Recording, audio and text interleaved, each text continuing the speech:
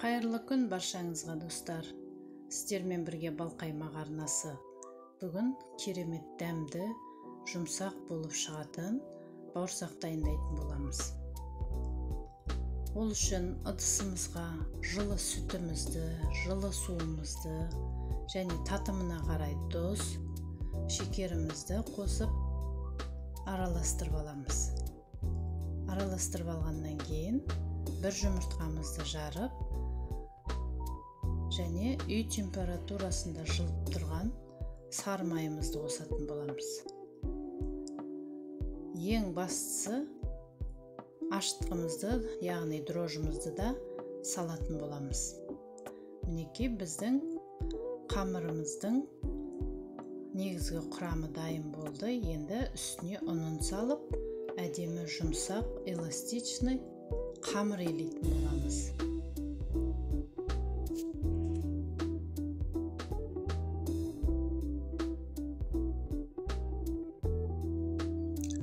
Ұнымызды салып, қамырымызды илеп алғаннан кейін, мінекей осындай жұмсақ, эластичный қамырымыз дайын болды.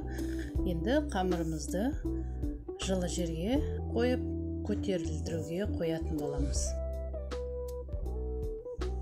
Міне қамырымызды ашып дайын тұр, әдемі болып. Енді бауырсағымызды жасауға кірісетін боламыз. Нанымызды жұқалап, қалың да емес, жұқа да емес, орташа қалыңдықта жайып алатын боламыз. Егер менің осы видеом ұнаса, каналыма тіркеліп, лайк басып, пікір қалдыруды ұмытпаңыздар. Менің каналымда көптеген видео рецепттер бар, қарап өздеріңізге жасауларыңызға болады. Бұл рецептпен тандыр нан жасауға болады және Самарқанд нандарында жасауға болады.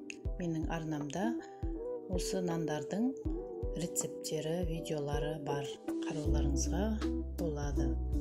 Мінекей біздің қамырымыз жайып алғаннан кейін осындай печенье формасымен әдемі гүл тәрізді бауырсақтар дайындадым. Енді майымызды қыздырып алғаннан кейін бауырсақтарымызды пісіруге кірісетін боламыз.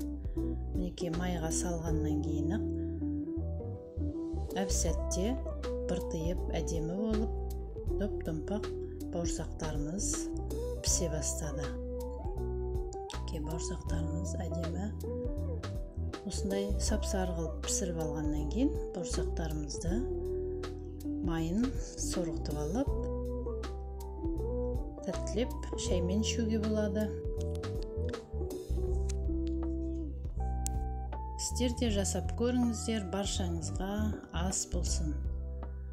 Жұмсақ, құрамы оңай және қонақ келгенде жылдам жасап дастарханыңыздың көркін ашатын осындай бауырсақтарымыз біздің мінекей дайын болды. Бауырсақтарымыз өте дәмді. Сіздер де жасап көріңіздер, баршаңызға ас болсын. Келесі кездескенше менің арнамнан алыстамаңыздар.